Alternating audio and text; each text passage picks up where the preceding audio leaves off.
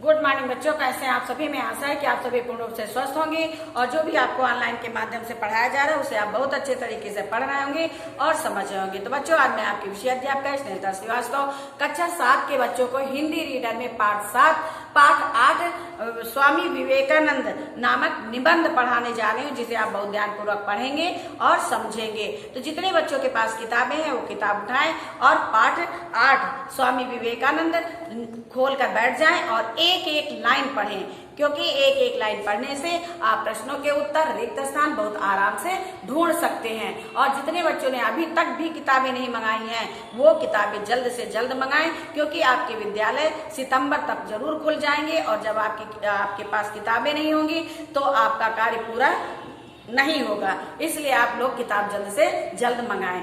आइए हम पढ़ते हैं स्वामी विवेकानंद के बारे में। स्वामी विवेकानंद बच्चों हमारे महापुरुष थे।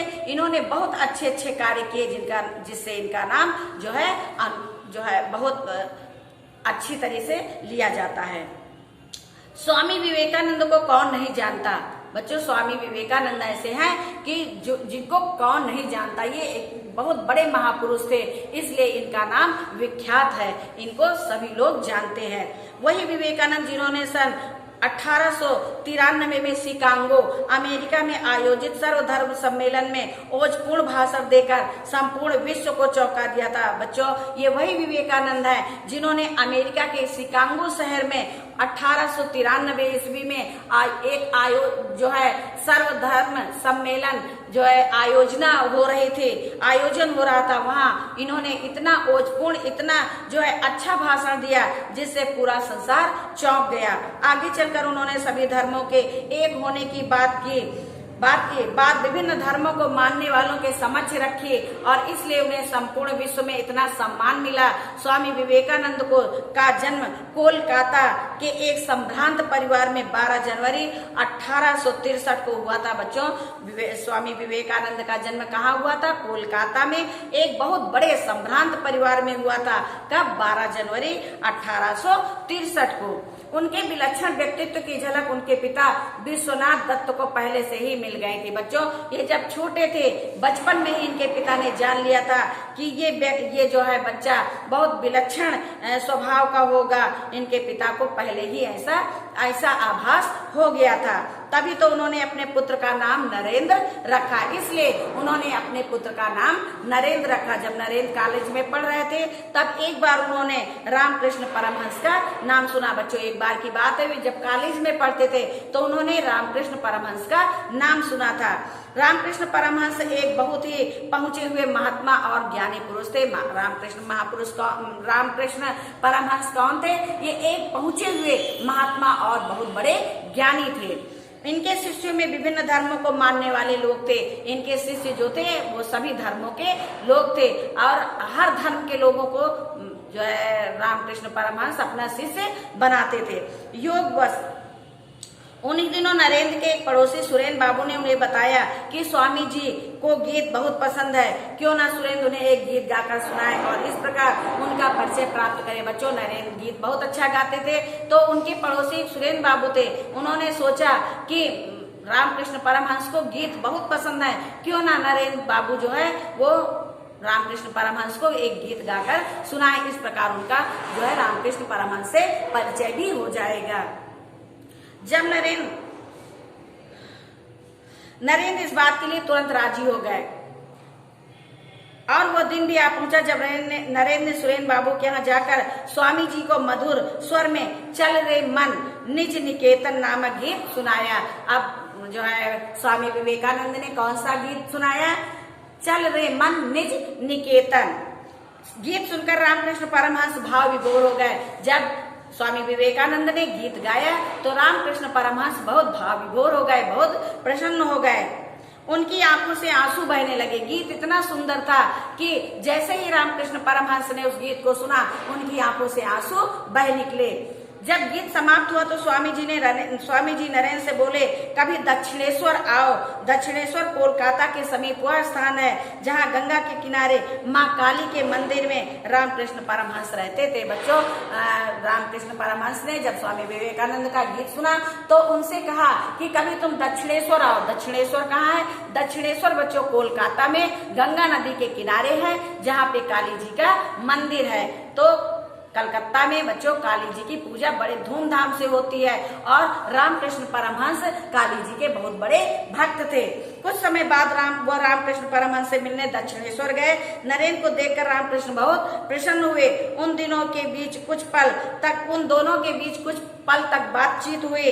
तभी नरेंद्र ने स्वामी रामकृष्ण से पूछा, जगत में अलग अलग धर्म क्यों हैं? क्या हर धर्म के भगवान अलग अलग हैं? बच्चों, जब रामकृष्ण परमहंस के पास स्वामी विवेकानंद जाते हैं तो उनसे एक प्रश्न पूछते हैं, क्या सभी धर्म के लोग अलग अलग भगवान को पूछते हैं? क्या भगवान अलग अलग होते हैं? तो स्वामी जी ने उनके प्रश्न को सुन करके उत्तर दिया कि रामकृष्ण परमहंस किसी पाठशाला में कभी पढ़े नहीं थे। बच्चों, रामकृष्ण परमहंस जो थे वो किसी पाठशाला में पढ़ने नहीं गए थे, लेकिन अपनी भक्ति, पूजा और उपासना साधना से उन्होंने ज्ञान प्राप्त कर लिया था। वो हमेशा अपने भक्तों को साधारण भाषा में उदाहरण देकर अपनी बात समझा देते थे। नरेंद्र का प्रश्न सुनकर रामकृष्ण ने कहा, जल से भरे एक बर्तन की ओर इशारा किया। जब नरेंद्र ने ऐसा प्रश्न किया कि क्या धर्म अलग अलग होते हैं, सभी धर्मों के भगवान अलग अलग होते हैं, तो ये प्रश्न सुनकर रामकृष्ण परमहंस को हंसी आ गई और उन्होंने तब एक भरे हुए पात्र की तरफ, एक बर्तन की तरफ इशारा करते हुए समझाया। वो बोली कि इस बर्तन में जल भरा है। कुछ लोग इसे जल कहते हैं, कुछ लोग इसे पानी कहते हैं और अंग्रेजी में लोग इसे वाटर कहते हैं। बच्चों, एक ही चीज है, चाहे पानी कहो, चाहे जल कहो, चाहे वाटर कहो, इसे चाहे जो नाम दे दो, पर ये तो वही रहता है। नाम चाहे जो दे दो, लेकिन वो वही रहता है। यानी पानी है तो पानी ही रहेगा, आप उसे चाहे जिस नाम से पुकारें, और एक ही काम करता है, यानी वो लोगों की प्यास बुझाता है। इसी प्रकार ईश्वर भी एक है, केवल लोग उसे अलग अलग नामों से जानते हैं। कोई ईश्वर कहता है, कोई अल्लाह कहता है, कोई साहिब कहता है, ठीक है। तो हर धर्म के लोग अलग अलग नामों से पुकारते हैं, लेकिन ईश्वर एक है। नरेंद्र ने तब उनसे पूछा कि ईश्वर साकार है या निराकार? तब नरेंद्र ने रामकृष्ण परमहंस से पूछा कि ईश्वर साकार है या निराकार, यानी साकार का मतलब जो दिखाई दे और निराकार का मतलब जो दिखाई ना दे। रामकृष्ण परमहंस बोले, जब बर्फ जम जाता है, जब पानी जो होता है जब बर्फ में जम जाता है तो वो साकार हो जाता है। जब पानी को रखो और वो बर्फ हो जाता है तब वो क्या हो जाता है? साकार हो जाता है और दिखाई देता है। जब उसे भाप बना देते हैं तो उसे कोई दिखाई, तब वो किसी को दिखाई नहीं देता। बच्चों, जब आप पानी को लेकर के और किसी बर्तन में रख देंगे फ्रिज में तो वो बर्फ बन जाएगा और सबको दिखाई पड़ेगा, लेकिन उसी पानी को आप भगोने में रख करके गैस पे रख दीजिए तो वो भाप के रूप में उड़ जाएगा, किसी को दिखाई भी नहीं देगा और पूरा पानी समाप्त हो जाएगा।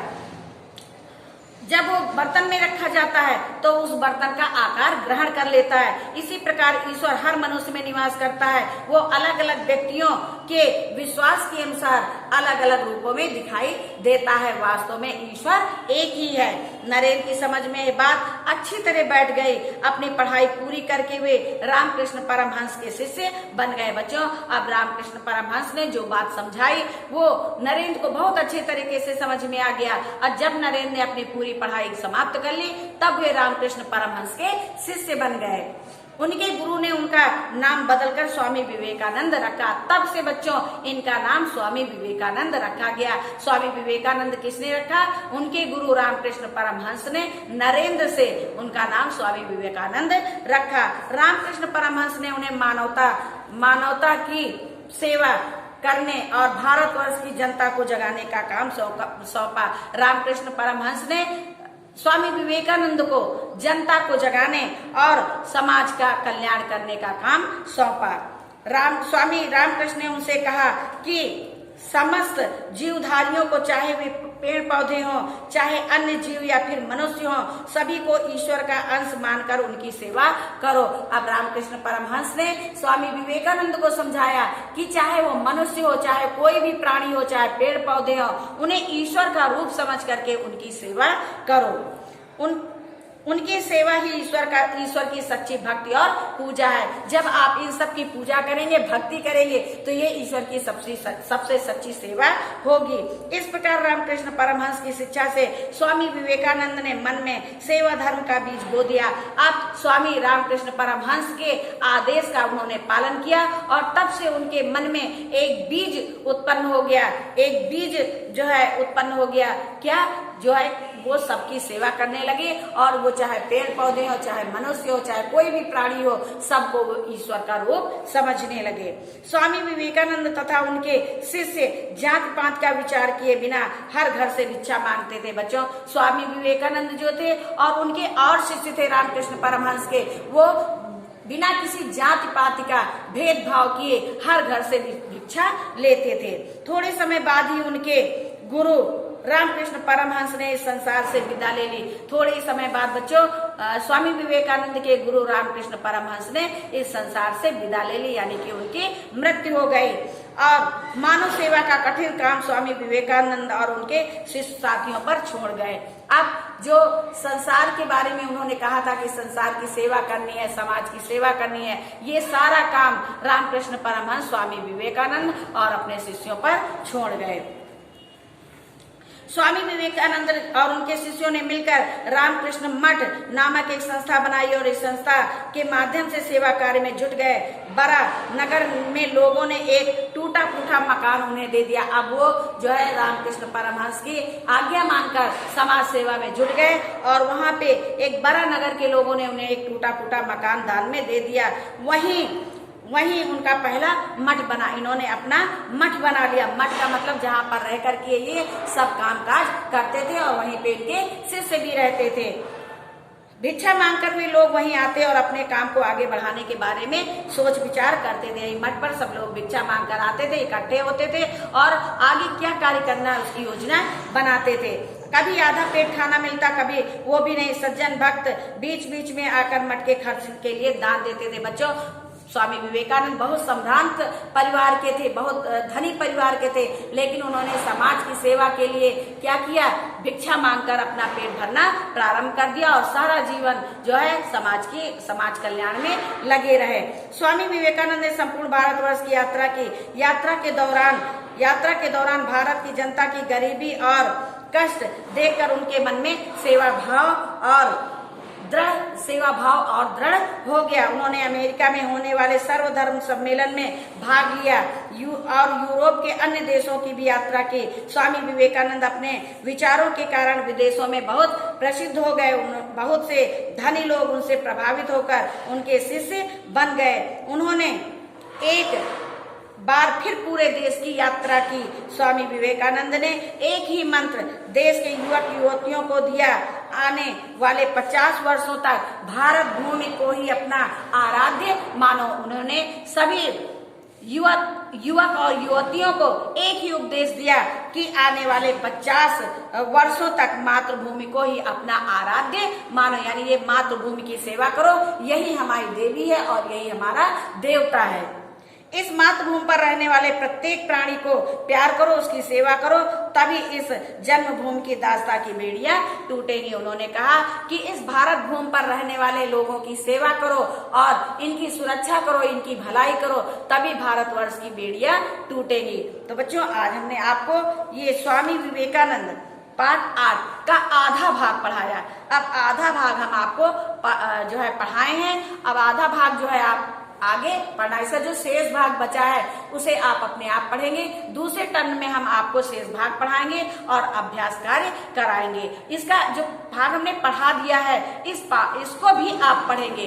आप किसी भी पाठ को 2-3 बार अवश्य पढ़ा करिए। जब आप 2-3 बार पढ़ लेंगे तब आपको वो पाठ बहुत अच्छे तरीके से समझ में आ जाएगा। तो बच्चों आप लोग निशान लगा लीजिए, हमने यहाँ तक पढ़ाया है और इसके आगे का भाग हम आपको दूसरे टर्न में पढ़ाएंगे। तो बच्चों आज ये पाठ यहीं पे समाप्त आज ये आपका आधा भाग यहीं पे समाप्त होता है। धन्यवाद।